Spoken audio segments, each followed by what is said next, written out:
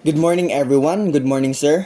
So now I will discuss to you the chapter 14 of the Philippine Mechanical Code, which is manufacturing process.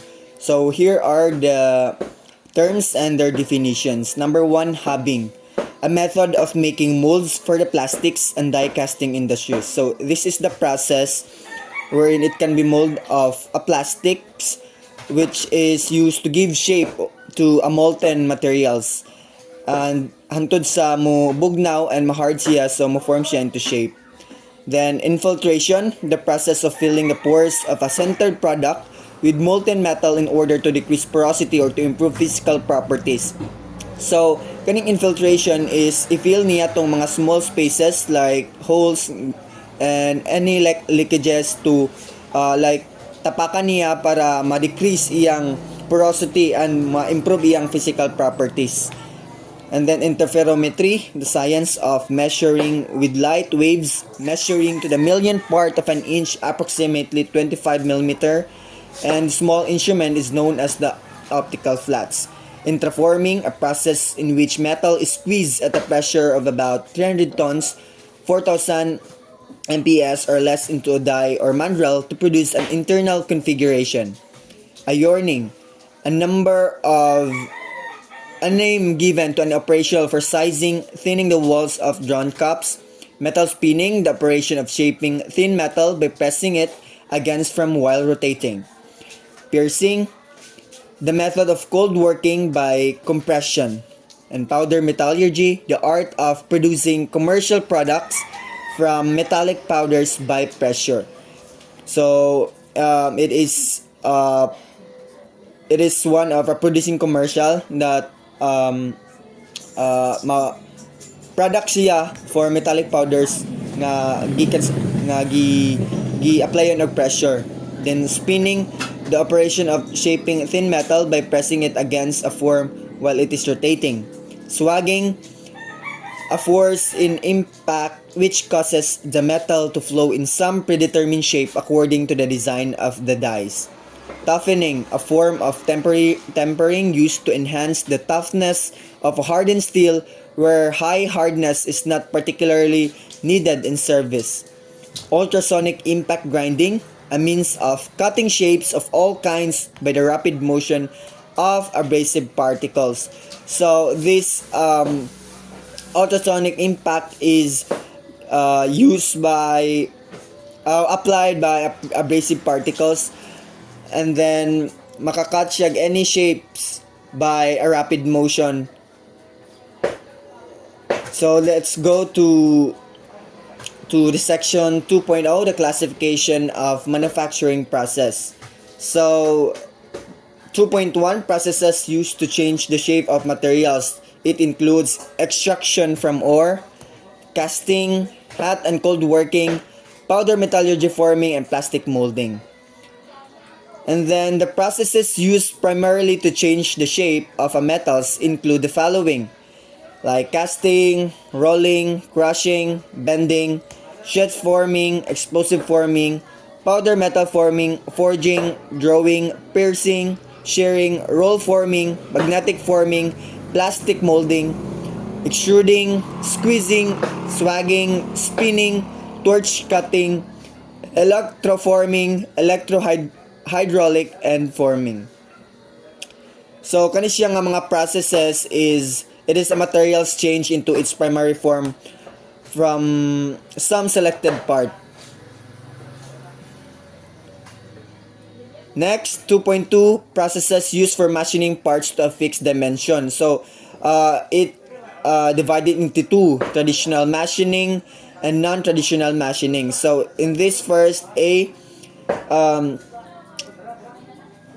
in manufacturing any product, there are usually number of machining operations which may be classified as follows, like turning, boring, milling, planing, reaming, grinding, shaping, sewing, rubbing, drilling, broaching, and routing. So this is the example of mga traditional machining. While non-traditional machining process like ultrasonic, optical laser, abrasive jet cutting, electrical discharge, electrochemical, electro beam machining, electro arc, chem milling, plasma arc machining. So kani siya nga mga secondary operations is ang kalangan niya, ang required ani niya is mukat og mga close dimension, mga gamay nga mga dimension for accuracy. So man siya kasagaran gamiton sa mga gagmay na kayo siyang ikat sa mga metal nga products. And then 2.3, process for obtaining a surface finish. Surface finishing operations are used to ensure a smooth surface, great accuracy, aesthetic appearance, or protective coating. So these are the processes nga pang finishing pang finishing touches, like pang ma-change iyang dimension but a little lang kay para ano man siya pang polish naman sa surface niya, like these processes: polishing, electroplating, super finishing, parkerizing, abrasive grinding, honing, metal spraying, anodizing, barrel tumbling, lapping, inorganic coating, shearadizing. So mo na siya nga ang mga process. Then let's proceed to 2.4, process used for joining parts of materials. Products requiring the assembly of two or more parts are usually joined by one of the following process. So kani siya nga process is to unite or a fuse of metal parts by the use of heat and pressure. So the examples are welding, pressing, soldering, riveting, brazing, screw fastening, centering, adhesive joining. So man siya ang mga processes, like makaibaw man ta nga ang welding is mo pang join dyan na siya mga metal parts, di ba? And also with the soldering and brazing, which is to kanang i-melt nila ang metal para maka-join or matipo siya. Then 2.5, processes used to change the physical properties. There are numbers of processes in which the physical properties of a material change by the application of an elevated temperature or from a rapid or repeated stressings of the material. So these are the processes nga ma-change iyang physical properties in pag-change na by increasing the temperature for stressing the material. Like these processes include heat treatment, cold working, hot working, and shot peening. Then let's proceed to the section 3.0 processes. Number 3.1, brazing. It is a group of welding operation in which a non-ferrous filler metal melts at temperature below that on the metal joint, but it is heated above 425 degrees Celsius. So this is the brazing looks like. And then these filler metals are divided into two classes, like copper alloys and silver alloys.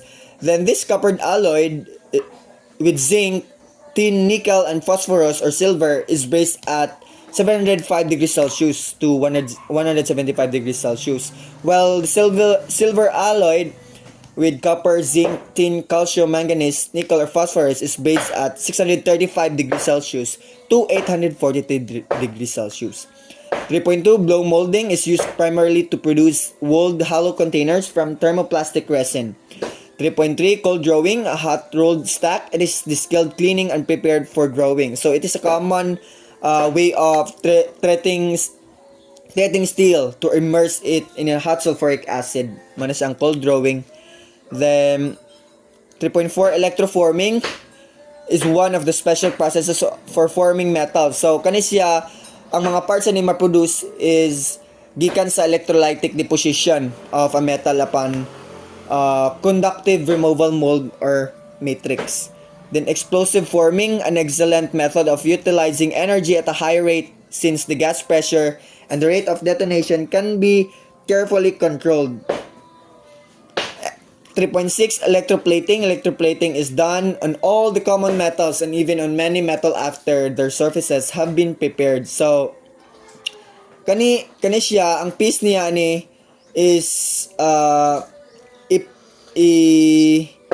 i-plated niya by immersed in a water solution. Muna siya electroplating. Ang extrusion, many plastics are extruded into long shapes by being forced through dies. 3.8 forging. So nasiya different kinds of forging. First one is hammer forging, drop forging, press forging, upset forging, roll forging, and foundries. So in this foundries, iron foundry comprised of 6 basic sections: melting and pouring, molding, core making, including sand and preparation, knockout, including decoring and sand reclamation. 5. Fettling, including inspection, testing, and 6. Pattern making. 3.9 furnace kilns and ovens. So this is a principal operation performed in furnaces, ovens, and kilns. 3.10 galvanizing. It is a process by which zinc coating is applied to a wide variety of steel product to provide protection against corrosion. So there are 2 basic methods of galvanizing. A. Hot dip galvanizing, dipping or passing steel product through a bath of molten zinc. And letter B. Cold electro galvanizing process of providing any metal with a zinc coating by means of an electric current. 3.11 grinding and polishing, a process of various materials for either safety, operational, or aesthetic appearances. Then there are following precautions shall be carefully followed. First, handling and storing, checking for crack, testing, mounting, speed, work rest, and then 3.12 metallizing. The equipment for metal spraying consists of pistol-shaped spray gun through which the metal in the form of wire is fed to blower flame which is to melt. Then 3.13 magnetic forming. This is another example of direct conversion of electrical energy into useful work. 3.14 plastic processes. The processes employed in plastic technology are compression molding, transfer molding, injection molding, extrusion, calendaring, blow molding, film forming, thermal forming, vacuum forming, laminating, and resin technology process. 3.15 It is the process of pressing is used to mold or cut many different materials. In a mechanical press, it works an intermittent reciprocating system and so requires a clutch. Then plasma arc. In plasma torch, a gas is heated by tungsten arc to such high temperature that it becomes ionized and act as a conductor of the electricity. Rolling. Steel ingots that are not to be melted and cast into molds are converted into useful products. So, kanang ingots is mana siya ang mga block of steels, like mga nagikan siya sa hard nga mga metals, mana siya ingots.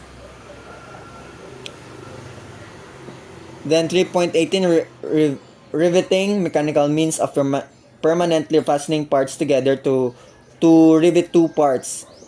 Then 3.19 sizing, a product requiring to close tolerance many necessitate a final operation such as repressing the part in a die similar to one or compacting it. Then stretch forming, centering, and then soldering. So sa soldering na dire ang divided into it classifies into 2, which is hard and soft. So ang sulod sa hard is there is a brazing, silver soldering, and then while in soft there is a soldering iron and wiping.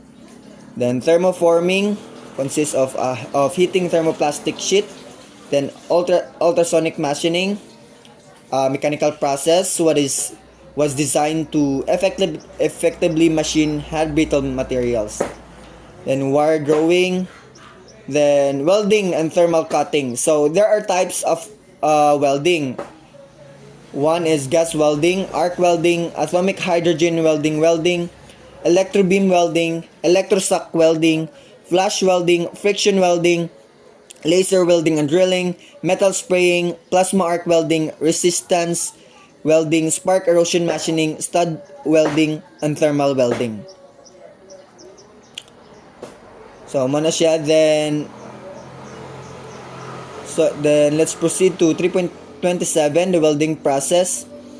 So, sa welding process, it classifies into two, plastic and fusion. So plastic, there is a forging, and then electrical resistance. So, under sa forging is manual, sledge, and machine, hammer, and rolls. And then, in electric resistance, spot, projection, seam, butt, slash, and percussion. Then, in the fusion, under ana is gas, electric arc, and chemical reaction. So, under sa electrical arc is the acetylene, oxyhydrogen, and under combination. Then chemical reaction, thermit. Then under ana sa under combination is shielded carbon and metal. Muna siya. Then let's proceed to section 4, shielded metal arc welding. So welding process and electrode. So this figure is a schematic representation of a shielded metal arc welding. So, muna siya ang schematic diagram sa shielded metal.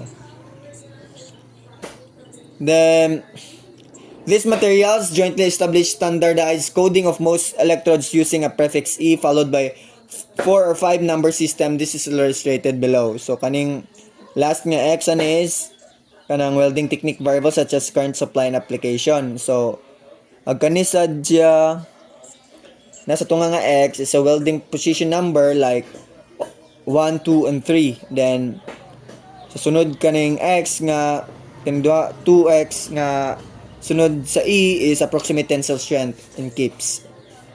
Pressure. Then, 4.2, common weld defects. Lack of penetration, weld cracks, pinholes, porosity, inclusion, weld undercuts. And then 4.3, testing and quality control. It is a welded joints can either be tested destructively or non-destructively. Then 4.4, destructive testing. There are following types of destructive testing: the tensile test, the bending test, and sectioning. Then 4.5, non-destructive testing, which the random or complete examination of all welds can be done and material can still be used. A, dye penetrant examination, then B, hardness testing, magnetic particle testing, radiographic examination, X-ray examination, ultrasonic examination. So, muna siya. And then, in this figure, in this table, makita na to ang electrode classification. So, na ang class number, work position, current supply, arc effect, and penetration, and their basic application. So, same with this. And then, in this table 14.4.2, it is an electrode composition. Nasa class number, suffix, carbon, molybdenum, chromium, manganese, silicon, sulfur, and nickel. Muna siya. And then, so let's go to the section 5, safety precautions. Processes which emit fumes, mist, toxic vapor, dust shall be provided with adequate exhaust, ventilation, or proper enclosure. So, og makamita ani or maka-encounter tag mga toxic nga mga substance sa interprocess, dapat nagyud tayo sakto o proper nga exhaust ventilation para malayo ka sa mga danger nga part. Then 5.2, protective clothing, eye, nose, feet, and hand protection shall be used when exposed to hazards such as toxic substance, radiation, and hot corrosive substances. So, medyo na siya importante ang complete protective gear yun, basta mo mo undergo tag process og uh, um, natay trabahoon nga dapat jud naay kanang complete jud nga suoto nato para ma-avoid sa danger. Then 5.3 automatic control that regulate fuel and air supply should be maintained in good condition to ensure correct temperature for the process. Substitution of toxic substance to non-toxic substance in any quantity process is possible. Sources of dangerous noise should be acoustically enclosed. So, dapat gud kanang hilom para walay disturbo. Mana siya kuan sad kay og nay disturbo mana siya kanang reason nga dili makafocus sa trabaho. Then restroom shall be provided with proper ventilation of facilities. Pipelines or hoses shall be properly color coded. Importante sa siya para dali ra nato ma-determine ang mga pipelines nga ug kintay na defects or na guba, dali ra nato maayo. Then 5.8 uninsulated hot pipelines or ducts shall be provided with guards or insulated at portions adjacent to passageways for personal protection. So kani siya importante siya ni siya sa mga personnels nga or mga workers nga dapat i-insulate jud nato ang mga hot nga pipelines para dili maigo mo na ni makaingon nga na ay kanang aksidente may tabo. Then 5.9 moving machine parts shall be provided with adequate protective guards. Welders must wear protective clothing, welding masks and gloves. 5.11 operations involving radiation shall be properly identified and variegated. Only authorized techniques shall handle this equipment. So now let's proceed to section 6, pollution control, air pollution control equipment. So sa A, to promote a clean environment, manufacturing process or installation whose operation results in the emissions of contaminants must be provided with appropriate air pollution control equipment. Then B, air pollution control equipment for collecting particulate matter like smoke, dust, fumes, mist, and etc. Emission R. So, siya, initial separators, centrifugal separators, rinsing or wet collection device, filtration devices, electrostatic precipitators, gravitational precipitators. And C, air pollution control equipment for the collection of wide gaseous and vapor emissions are adsorption equipment, afterburners, vapor condensers, and the water pollution. Then E, chemicals and chemical process play basic role in wastewater treatment, adsorption, coagulation, dialysis, electrodialysis, ion exchange, neutralization, oxidation reduction precipitation system, sludge handling disposal, sludge concentrators, digestion under anaerobic conditions, then dewatering, vacuum filtration, gravity filter. So the last part, section 7, anti-pollution for manufacturing process. All machinery or equipment used in manufacturing process whose operation results in dust, gaseous, and other emissions should be provided with appropriate